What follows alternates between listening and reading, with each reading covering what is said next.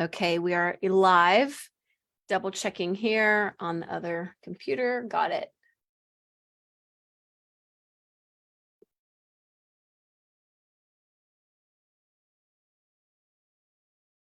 Here we go. Yes. Okay, awesome. Yay, we are live. We are live. Now let me go ahead and get us recorded. Oh, I'm so excited. I'm so excited. Okay, here we go. Showtime. Yay, Brett Tanner in the house. Let's do it. Let's do it. Man, rock and roll, man. First of all, everybody who's listening in the Zoom room and then live with us on Facebook, welcome to this week's Playing to Win. I am so excited. I have to say, Brett, you are probably, now Mo I had to wait a long time for, but she never rescheduled me. You, my dear, I was so excited that this was the week this is happening because it's been about half a year in the making, and I am so excited to introduce to my listeners and to our agents and everybody who listens either on Playing to Win or the Second Half podcast. I want to welcome Brett Tanner to the show today. Awesome guy. Welcome.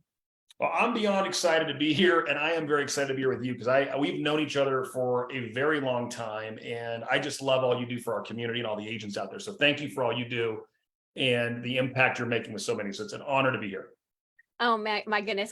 It's my honor. And it's fun, the longer you're in this and you see all these things that people have built through time. And that's what this show is all about. And this podcast is all about getting great stories out there, right, Brett? Because you work with a lot of people, you speak, you've got a team, you've got so many things. So I want to share kind of your journey with everybody because I think it's going to inspire exactly the right person that needs to hear it. So I'm excited. So let's go. Let's do this. Let's do it. All right. Well, let's first start. I'm going to read your little bio. I did ask your team like what your bio was besides, and we'll talk about it a little bit, but we have this whole thing for those of you with KW or not KW that listen. In Keller Williams, we have this thing called KW Wealth, which is a whole community on the mindset of being smarter with your money. And I mean, anything from wealth building, tax strategies, investment properties, all kinds of stuff. And Brett's at the leading charge of that. But I know Brett as an agent. Honestly, I know you as an agent. You and I kind of got in the business around the same time in the same region. Mm-hmm. And here you are today, like one of the very best in the industry. And I would say that the attention that you are giving to wealth building is changing people's lives. And I know that I have Coco in here on our audience. You're changing hers, and she's so many people that have listened to you. And I heard you at mega camp and family reunion. It's just amazing what you're doing because it's the thing we don't learn about in school. It's all those things, even if who knows what you studied. I was an English major at UCLA. I definitely didn't learn anything like that, right? Having a degree. So we can talk a little bit of that later in the show. But what I want to start with though, is who's Brett Tanner? Like tell your story.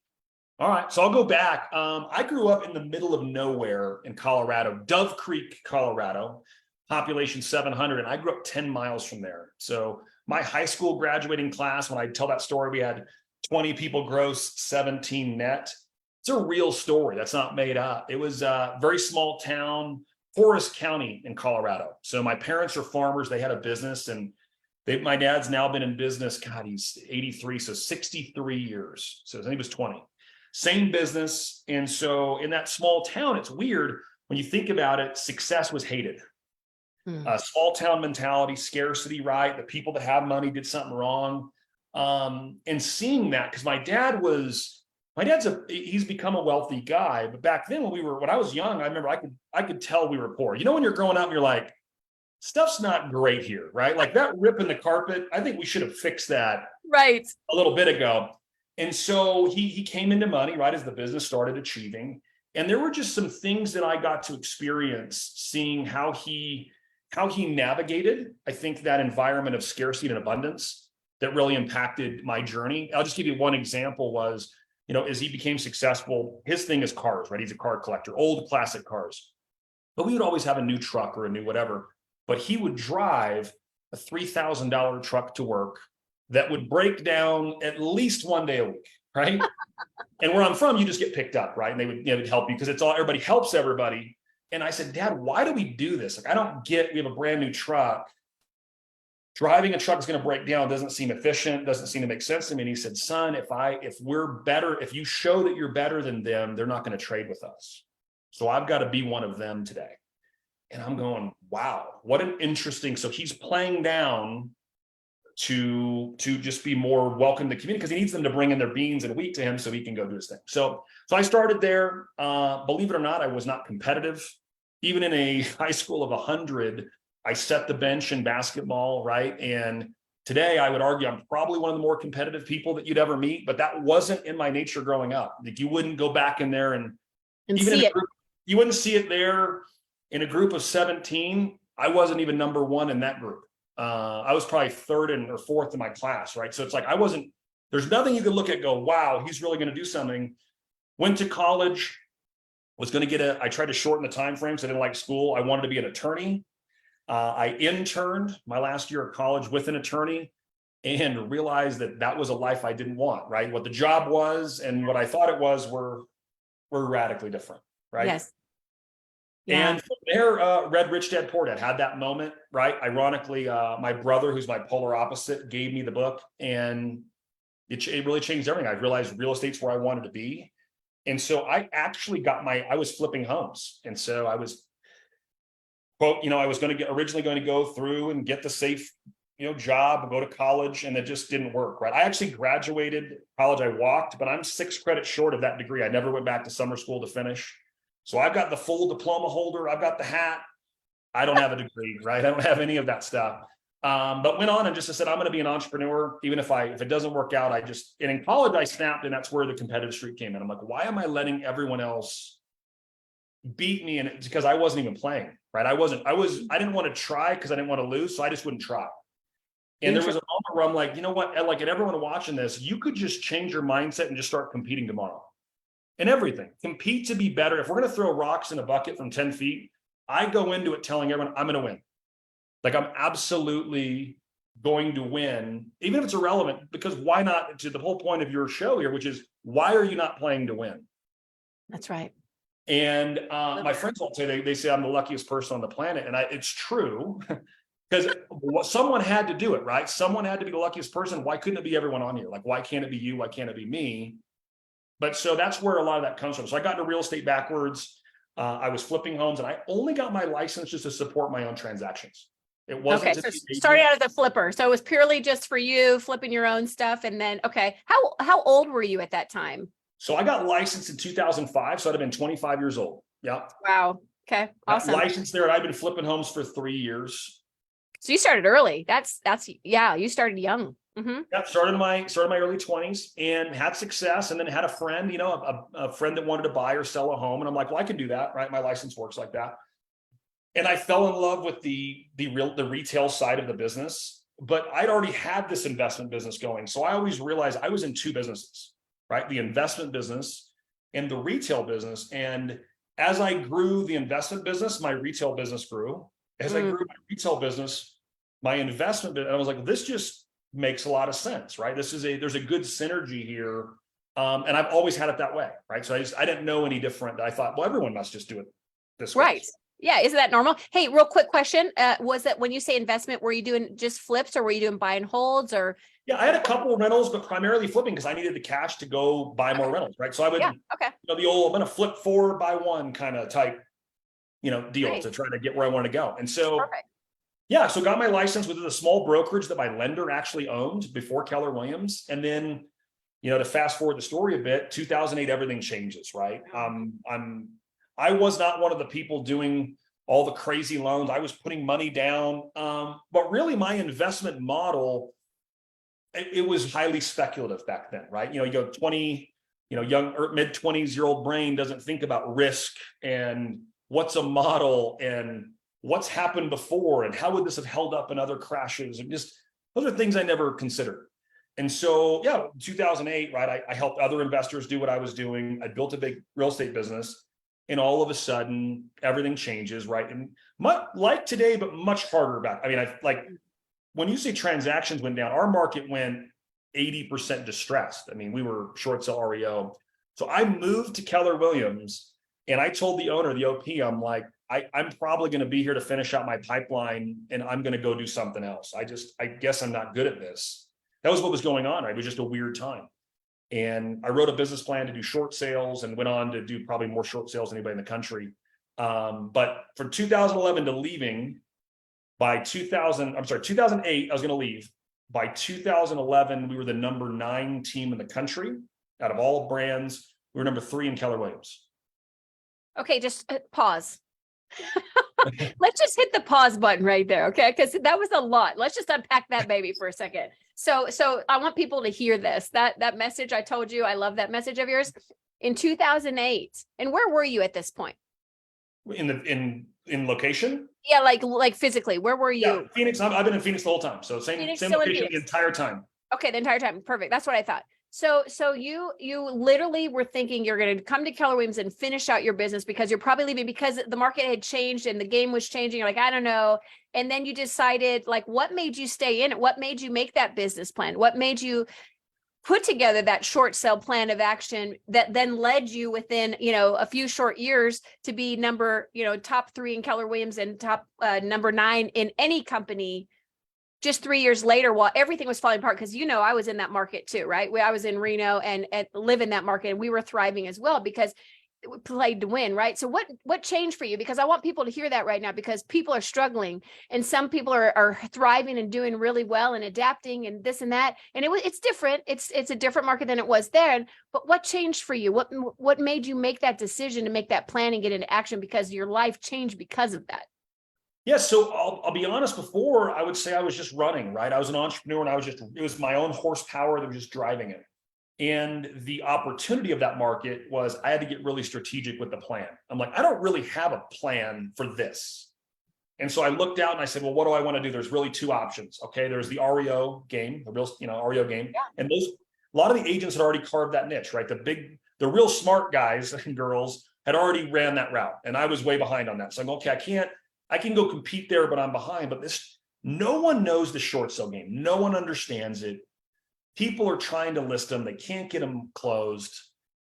I could figure this out. And so I went and started marketing. And there was a program back then where you could pay, the government was paying like $4,500 for someone to do a short sale. You remember that era? Yeah, I don't remember the 4,500 though. We might have missed that in Nevada. Program. I'd have to go. I think it's like the half a program, but there was a government program where they would write them a check for up to 4,500. Now, certain things had to be met.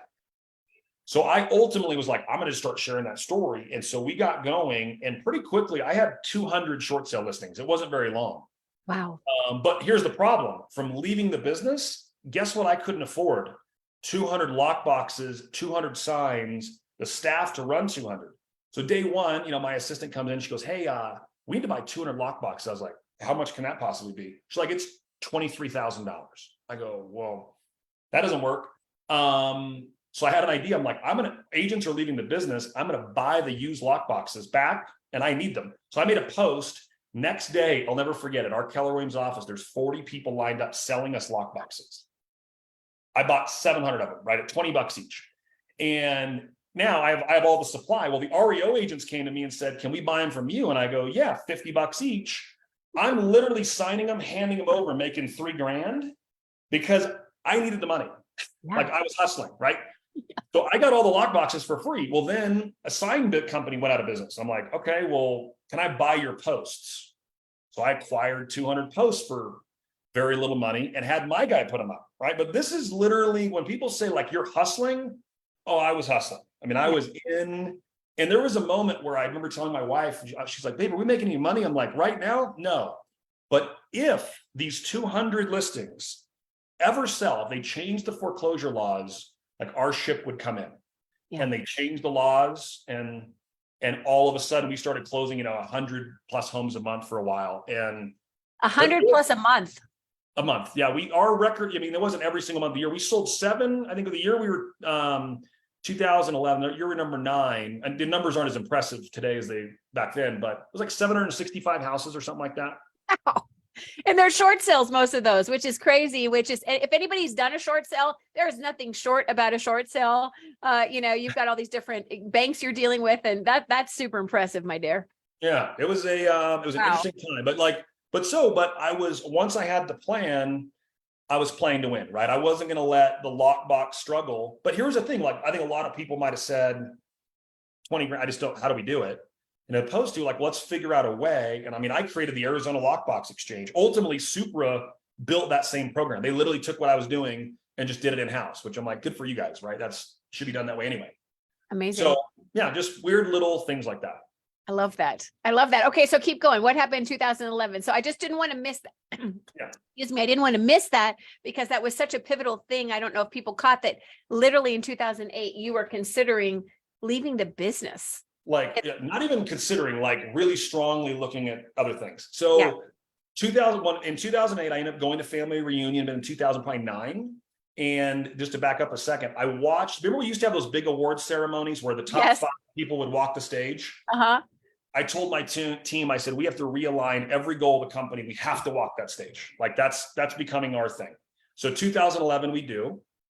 I literally come off stage. I hug Mo. The next day, the 2 most pivotal people in my company quit. They left. And they said, Brett, we saw your name in the lights. It's, you know, you were up there. We saw it. We want to be you. We're leaving.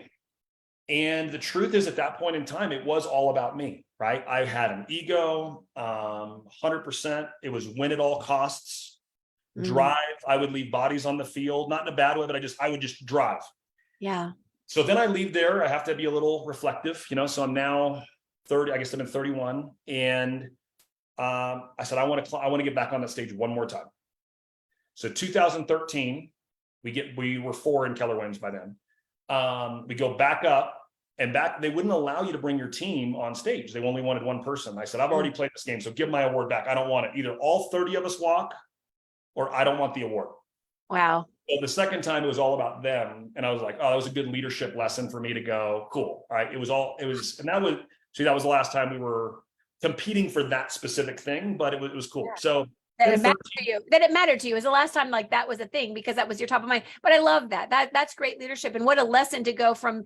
It's like Gary's been talking about lately, the me go to we go, right? Like the ego is all about me and the we go is we go together. And I love that you did that with your team because I bet your team really, really appreciated that. Oh, and by the way, the leadership group that was in 13 is the core of it still with me today, right? 10 years later. I love that. Great job. So that was the point where I got to revisit, right, my wealth building journey. And I got to be reflective and say, what didn't work in 2008, 9, 10? And what could I do differently? So really at that 2011, it's where I just said, my skills as a real estate agent, while are incredible, there's 2 things they didn't translate to: being a leader. Like you could sell a lot of real estate, you don't have to be a leader. You could just run real hard. Right. So if I want to grow a business, I got to be a leader. If I want to be wealthy, I got to understand money. And me being a real estate agent has no link to either of those 2 things. And so I started studying, like, how do the really wealthy people do it? And I had this surreal experience at that period of time. We had a mastermind, the top 20 agents in Phoenix. And these would be like, you know, all the names. I mean, Russell Shaw, all the big agents. Yeah. And I looked around that room and I went, well, who in here is ridiculously wealthy? Because they all should be, in my opinion. And there wasn't that many, right, that were really wealthy. It just wasn't what you would have expected. They all had nice houses. They all had late model BMWs.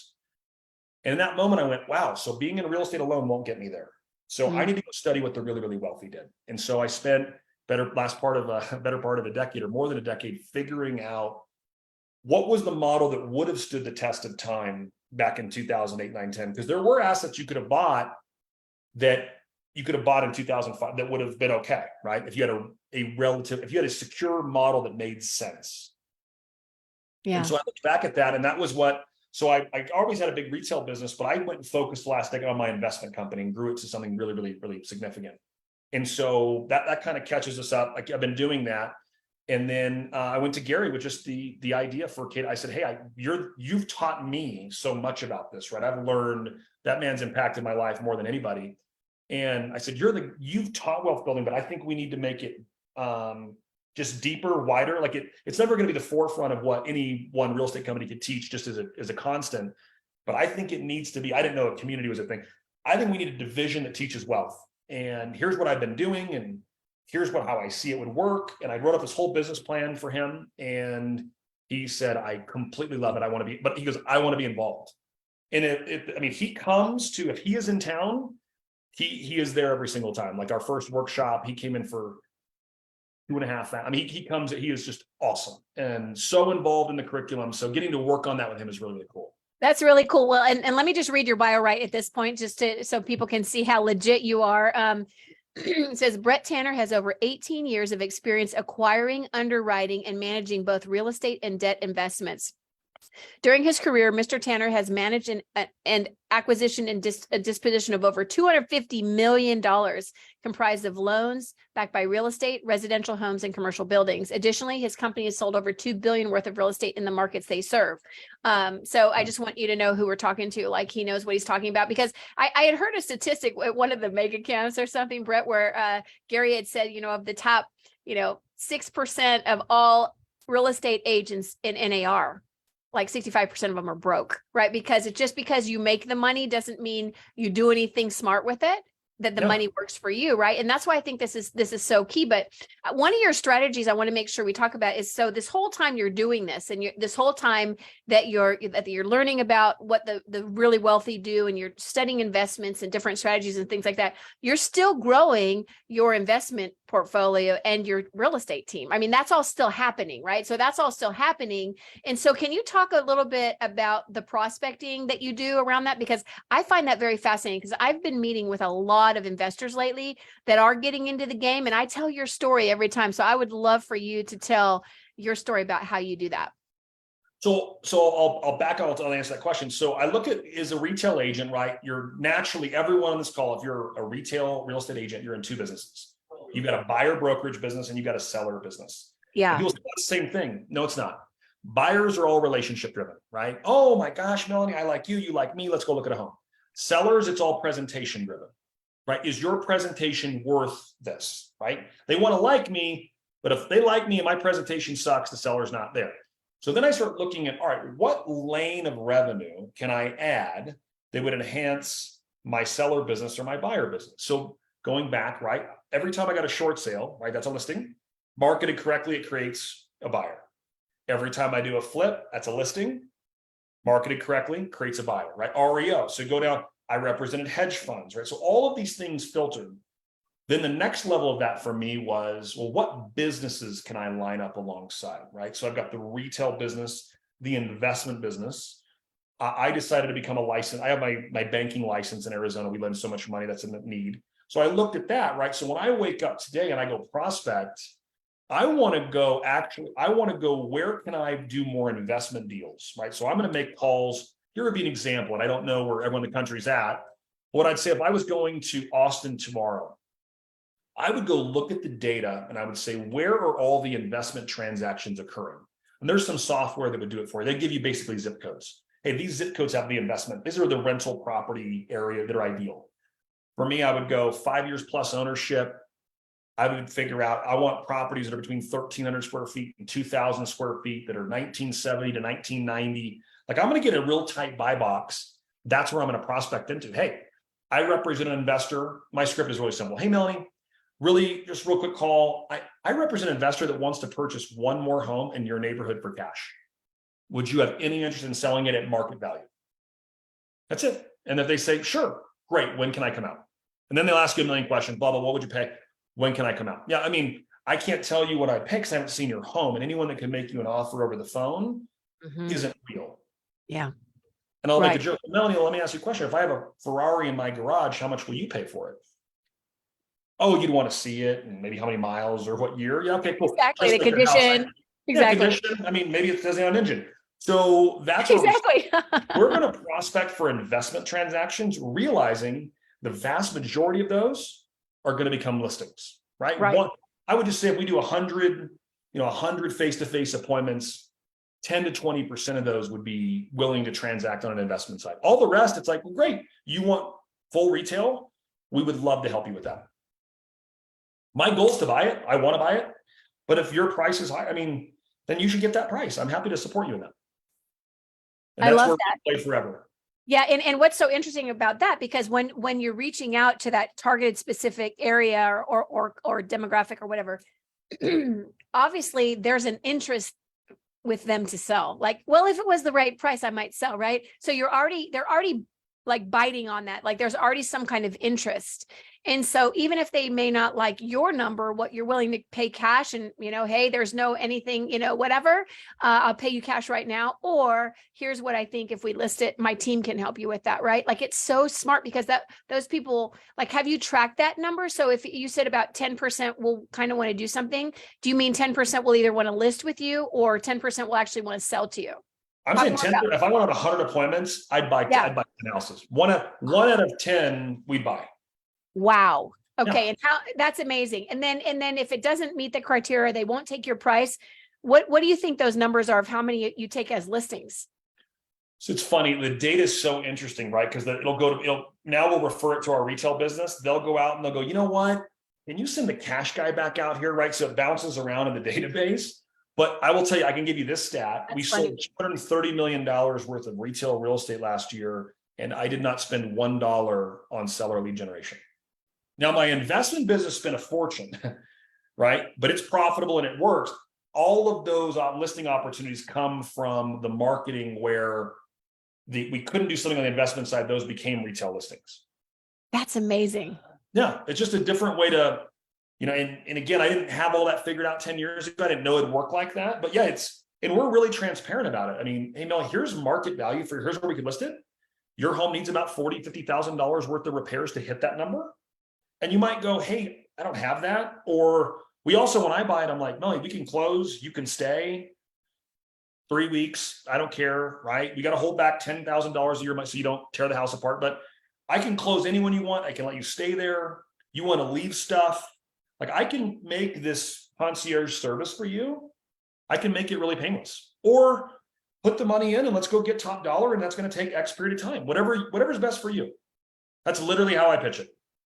And some people want to close. The myth as realtors we have is that the highest price is what the seller always wants. Mm-hmm. And I would argue that if the price is close, convenience matters. Convenience matters a lot, right? Convenience matters a lot. And what I love about your strategies, it's so authentic, like it's an authentic, like that's what you're going for. Like you really legitimately want to buy those houses, right? Because that's part of your portfolio. And that's kind of, one machine over here. And then it so naturally feeds to the other. So I think about all the agents that are out there. Number one, if you're not investing in real estate, something to think about. It may be time to do that. And if it's too expensive in your market, because a lot of people say in Austin, oh, it's too expensive to invest in Austin right now because of, prices have inflated so high and things like that. What would you recommend to somebody who wanted to get more into the investment side, but feels like their market may not support that? Okay. So I spent forever in Phoenix. And Phoenix used to be probably like Austin, though, 10 years ago. Austin was reasonable 10 years ago, right? Oh, totally. Yeah. So Phoenix was reasonable. Then we reached a point where I can still find deals in Phoenix, but it's harder, right? Some of the math is my portfolio that I bought 10 years ago, obviously is fantastic, but stuff today, I still find deals, but it's few and far between. So, and I've told the story before, but I happened to be at a conference I was speaking at, went down to the hot tub, and I've told the story many times. Gary, I could not believe Gary made me tell a story on a stage, but get in the hot tub with the guy and his wife, and I'm getting in there. I'm like, hey, were you guys at the event? And they're like, yes. And we just start talking. He's like, oh, I'm just moving back to San Diego. I moved my family to Greensville, South Carolina. I bought 100 homes around the BMW factory. I just sold them all and I moved back to San Diego. And I went, dude, I have 1,000 questions for you about that statement. He's like, yeah, it's pretty simple, Brett. You just chase US manufacturing. Like I saw the factory going in. I can see how many jobs. I can see what those jobs pay. I can tell based on what they pay where people are going to live. And so I've got 2 years before the factory goes in. I just went and bought all the homes. Factory goes in, home prices double. I sell the homes. And I'm like, are you the smartest person like I've ever met? I go, what 5 markets are you looking at next year? The one of them was Huntsville, Alabama. So I left Phoenix, got on a plane, went to Huntsville, drove the factory. And I got I didn't even figure out where it was at. I got a map, because it's like, I need an actual map because it's not in Google Maps yet or anything, right? So I'm out there. And I'm seeing these cranes go in. I'm like, all right, if this was my job. And I start driving neighborhoods. I'm like, well, this is where they would buy, obviously. And I went and bought 40 of them. And the rest, I was hoping they would double. And I was buying these homes for $30,000 to $50,000. They were renting for $800. This is, oh my goodness. And everyone told me I was an idiot. Everyone I talked to, including all the local people. And they would like, Brett, this home has been worth $40,000 for 30 years. Like it's no investment value. It's just a No commodity. appreciation. It's just There- going to be what it is. It's never going to, yeah. Okay. Here's the boom, right? Here's the bust, same, right? So I buy those and they like 3 to 4x in 4 years. The factory went in and it was way better than this guy told me, because what I didn't know is when Mazda goes in, all of Mazda's competitors go in because they want to steal Mazda's talent. All Mazda's parts suppliers go in there, right? Then other companies are like, well, why is Mazda doing it? We should do it. So it creates 4,000 jobs, creates like 25,000 jobs. Wow. And so it opened my eyes to say, yeah, learning every market in the country is more challenging. Mastering a single market. So I got it down to this one zip code.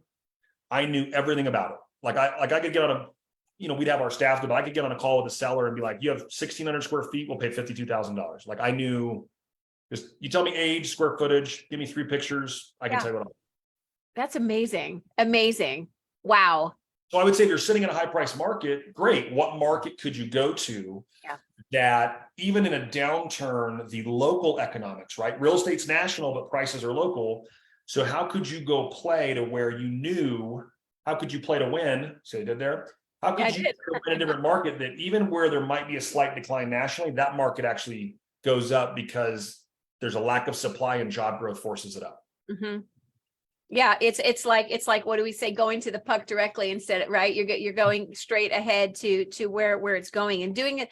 So I love that. That's great, because I always tell people, don't let the price points of where you are stop your investment, potential, because there's always something about to happen. And if you can find the data, if you can do the research on where people are moving and the demographics and stuff like that, I love that you shared that. Okay, so before we jump into some of the wealth stuff and open it up for a couple questions, I've got some in the chat too. What does playing to win look like for you? And I know you touched on that a little bit, but I love to hear this from my guests. Like, what does playing to win look like for Brett Tanner?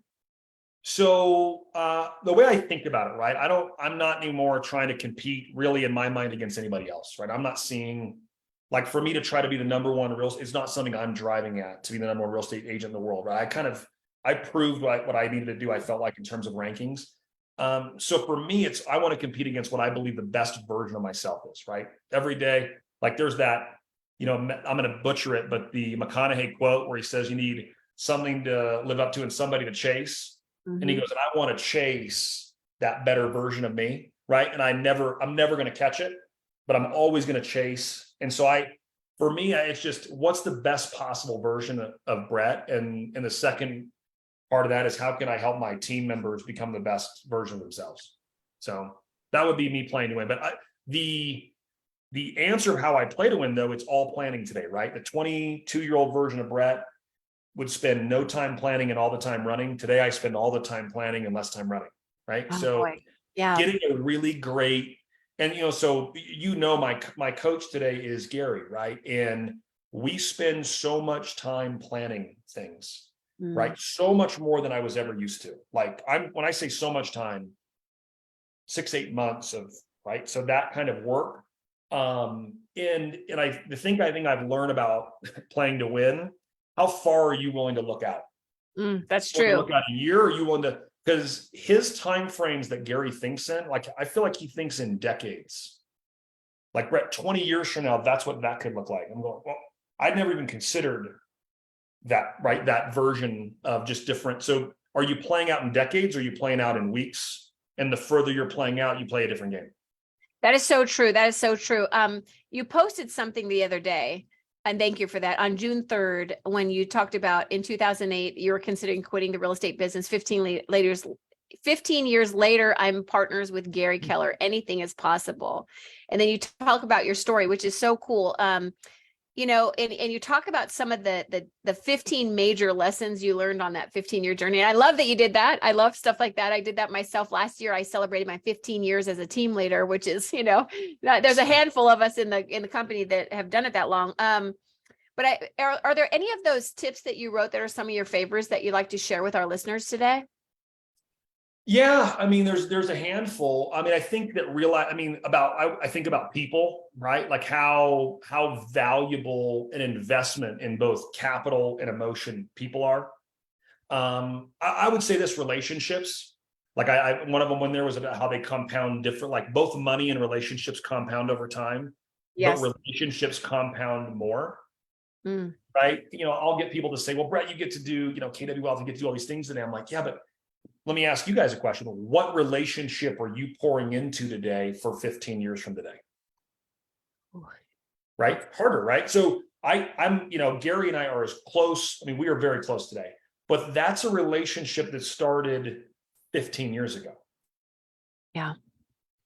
Right. So it was being in their room, being present, adding value for 15 straight years. Right. So, Jason and I've known each other forever. Like you go through it's like all you and I've known each other. So you go Yeah. through all these relationships. So that would be the biggest one. Like, how are you investing in other, and it's not to take, how are you investing in them with nothing to get today Yeah.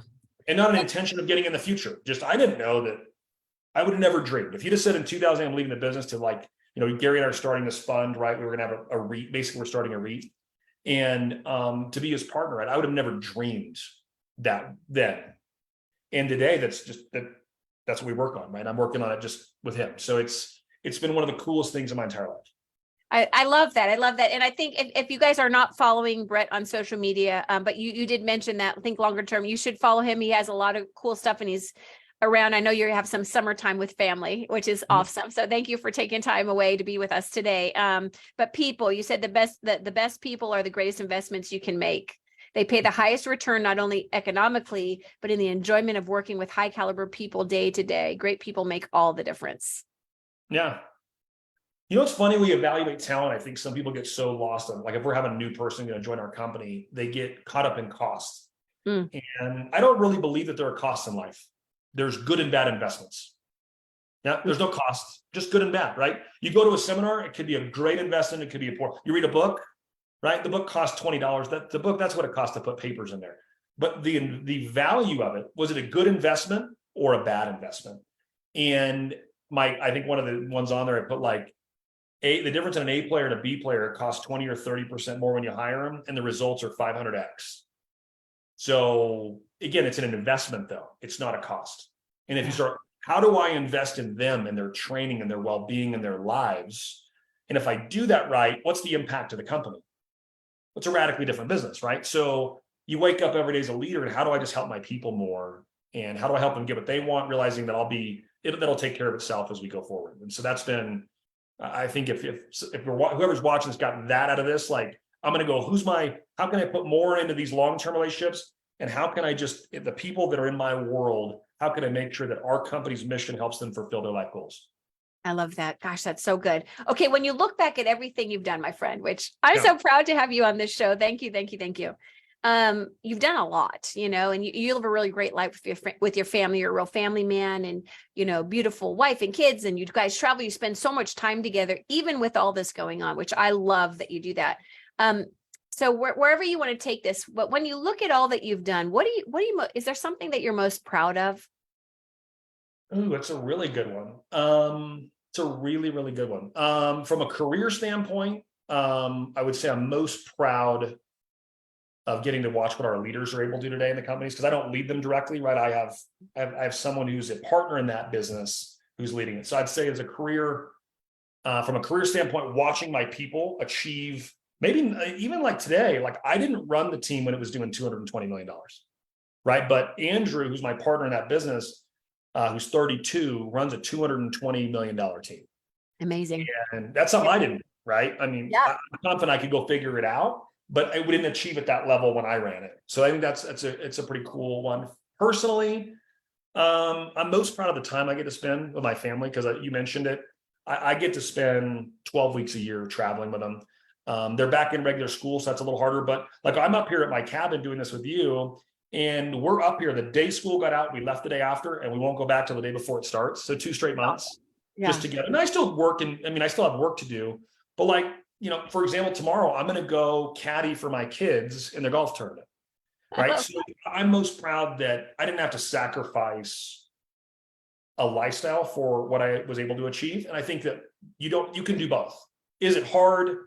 Are there going to be, when I travel, are there mornings where I got to wake up a little early and do some things so I get to go out to the beach today? Yeah, that's I always tell her life has costs. We Mhm. all get to choose when we pay them. Mm. And so for me, it's just, I'm most proud of, I think, the time and my leaders would be my answer to that. That's beautiful. Beautiful. I love, those are great answers. And I have admired you, how you've managed to pull that off, and be with the family and have quality time and build these really big businesses. Like you are an inspiration to me on many levels. Now that my children are raised, right? And I look at how, I'm like, how did you do that? Like, that's amazing. I hope that the people out there hear that you can do that. There's a way, but it's all decisions and the way that you do things. Here's another question I have for you. So with all these things, you can take it wherever you want. What are you most excited about? Oh, I'm definitely most excited about, I'm really excited about this fund with Gary. I think it's going to make a difference for a lot of people. We're going to be able to help a lot of agents that want to invest there. We're going to be able to help them tremendously, right? We've got Gary, who's just the greatest, I believe, business mind of our time. We've got a really good model on the investment side and underwriting. Like, that's kind of my wheelhouse. So I think combined, and we've got Mitch, we've got so many great people on that team. So I'm really excited about that. That's amazing. And would that be something for Keller Williams that are Yes. part of KW Wealth, or is it for any KW? Like who will be able to learn about Any that? Keller Williams agent will be able to invest directly with us, invest directly with Gary, which is pretty cool. Yeah, That's it's really, that's way cool. That's yeah. really cool. I'm excited about that too. So I'm way excited for that. That's probably the big one. I also think I'm really excited at the impact we're making in KW Wealth, right? We've got Coco on the call today, and we've been able to help a tremendous amount of people just share some foundational wealth principles that aren't being talked about, right? So I really love, if I could, you ever get that, like, what would you want to do all day with your day? It's weird. I can't believe I never thought in my life I would say this. I would rather just sit at the front of the room and teach all day, right? You become a teacher. I think the highest level of business is teaching, right? It's just sharing your experience and impacting others. And so I really enjoy, we teach an all day 8-hour workshop. I have no other speakers. It's just me.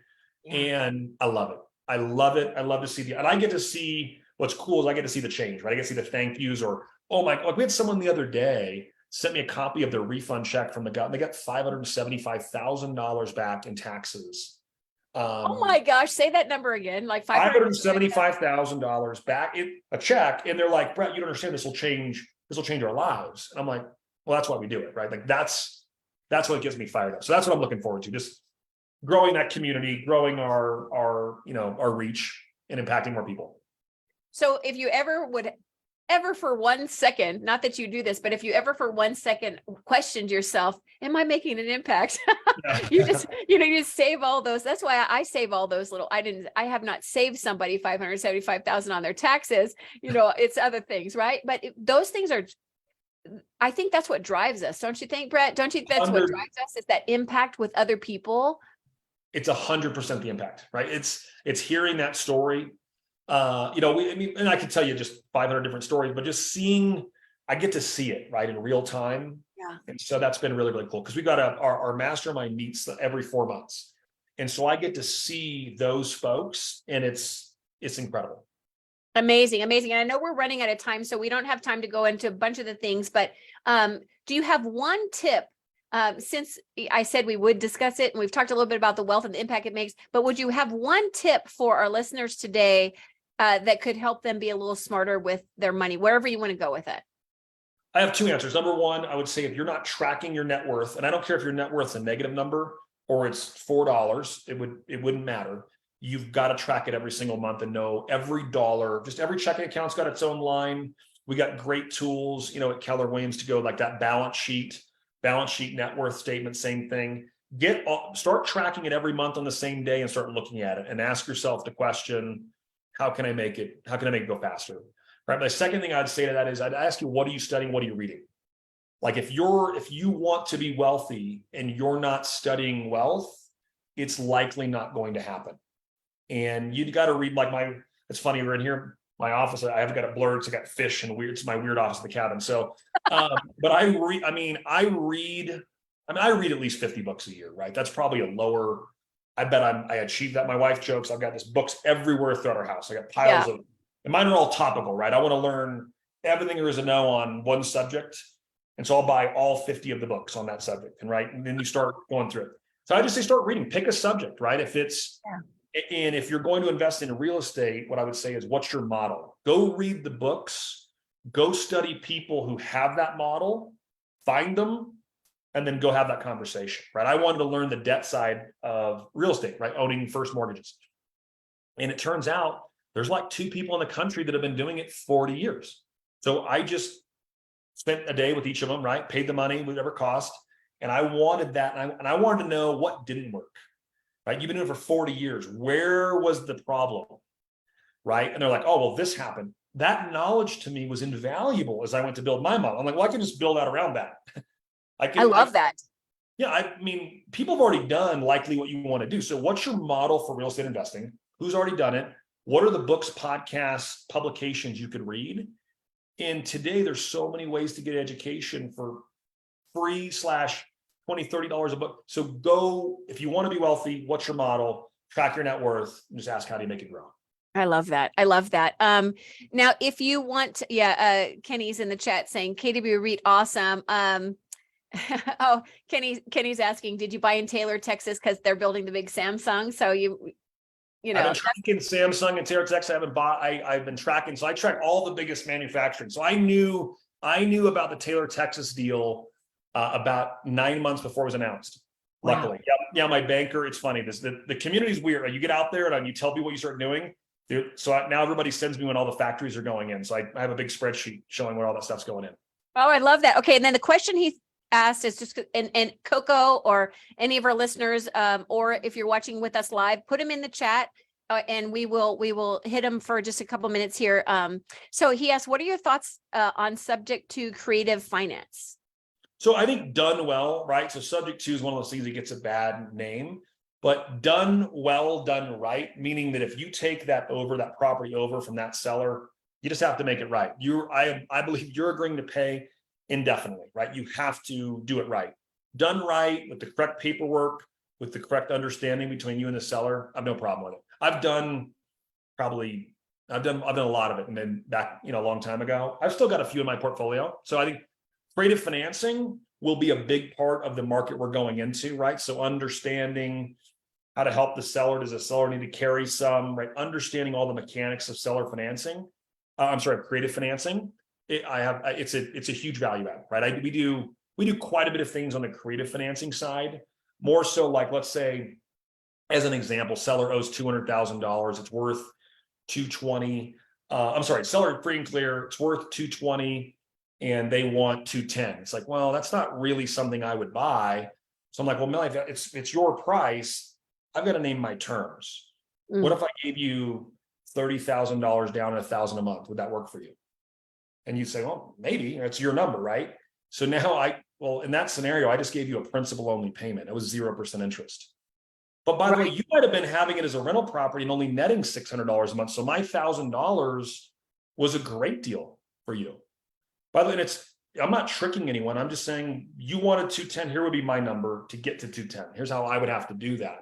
But I think and that's just a really simple example, but understanding how you can work deals creatively, you can get way more deals done, right? If you got one way to do it, which is I list it, like whenever I teach investing, I'm like, how many exits do you have? If the only way is flip, that's one way, less safe. But if I can sell it if I buy it right and I can just sell it as it sits, turn around, put it on the market, let a retail buyer come fix it. Can I flip it? What if it still works as a rental? Can I sell it with seller financing and I carry the paper? Well, if I get to 4 exits, okay, I'm much safer in this transaction than I was where it was flip it or bust.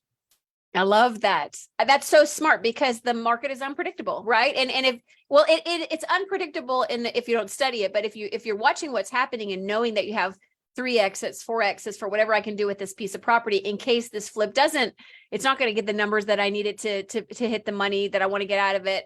However, I could pivot and whatever. I love that. And don't you think, and just on that subject, with interest rates being so kind of up and down, don't you think there's an opportunity there with some financing, some creative financing from well, you got early on in to fund it yourself. Like you became the bank, right?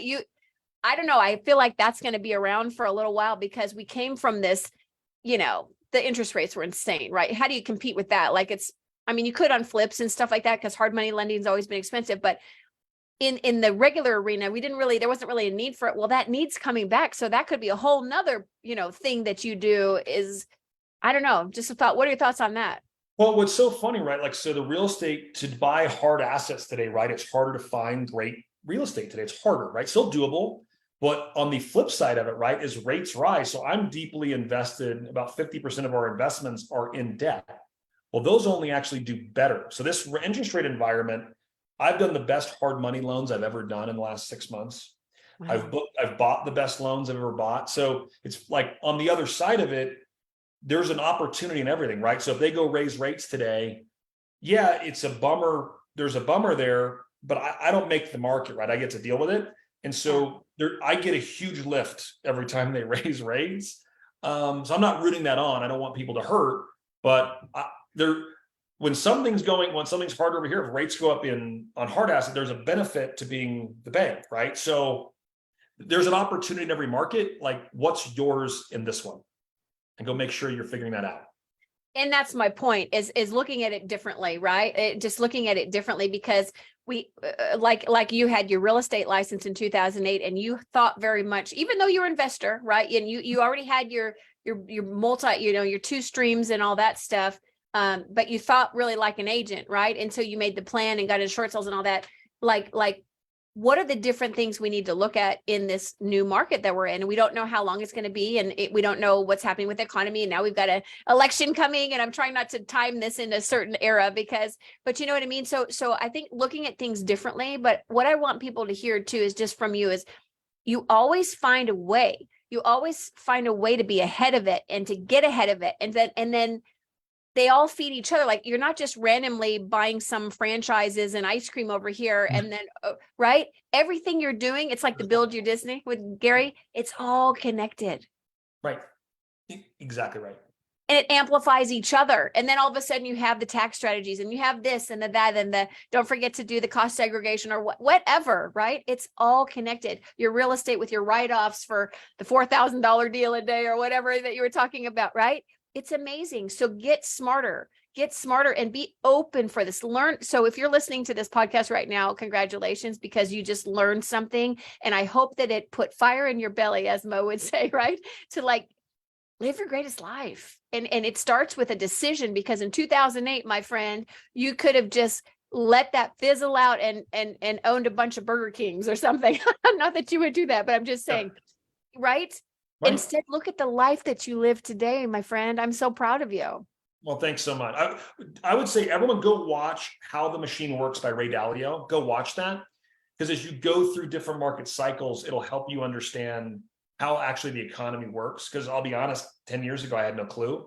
But you realize like, oh, this has been going on forever, right? Yeah. This isn't the first time we've had inflation. So what happens that, and you can go look at how the machine works, and there's really good information. So you're right. I mean, I'm today I said here, I'm beyond blessed and I get to do cool things like this and be here with you. So. Oh, I'm the lucky one. Okay. So as we wrap up the show, I want to again, thank you, my friend. I'm so proud and I'm a big advocate for you out there. And I know that you're out there changing lives, which is my favorite kind of people. So thank you for all that you do. And Coco in the chat said, thank you for changing lives. You've changed mine. I've implemented some of your strategies and it's my favorite community. And so yeah, I see it in Coco. I see it in so many people. You are changing lives. And please keep doing that. I thank you for that. Last parting thoughts for our listeners today. Wherever you want to go with it, what is the last thought, advice, whatever you want to share to bring us home to wrap up this episode? So I have two thoughts. Is number one, a quote that impacted my life a lot, right? The only difference between who we are today and who we are 5 years from now are the books we read and the people we meet. So what are you reading? Who are you meeting? And my second thought would be just, are you thinking big enough, right? Think really, really big and don't focus on the how for the big thought. Just think on, what do I really want? Figure out, spend a lot of time talking to people like, what do you really want out of your life? and do that perfect day exercise, right? Go and cast yourself out 10 years or 20 or 30 and just really think of what's really possible and then go get it, right? Because you can. And it's just the people that have it all were called crazy at one point, and then they have it all now, and then maybe they're not as crazy. Yeah. Right. I think when Gary started doing what he was doing early on, I guarantee a lot of people thought he was crazy in the 80s. Yeah. Like a lot. And Oh, today, yeah. No doubt. no one thinks that now. And so, but he thought really big and he saw himself out there. So I just say, people matter, what you know matters, and think really, really big. You can have it all. Boom. And there it is. Mic drop. That will be where I cut the podcast. And I just want to thank our live listeners. Thank you for people that are in the Zoom room with us. Brett, I'm so proud of you, my friend. Hey, my pleasure. Thank Anything you. to help you, let me know. Okay, thank you. I keep rocking, keep changing the world, making us smarter and more abundant in our thinking and our lives. I appreciate you, my friend. My pleasure. Right, See you. Kevin. Okay. Bye, everybody.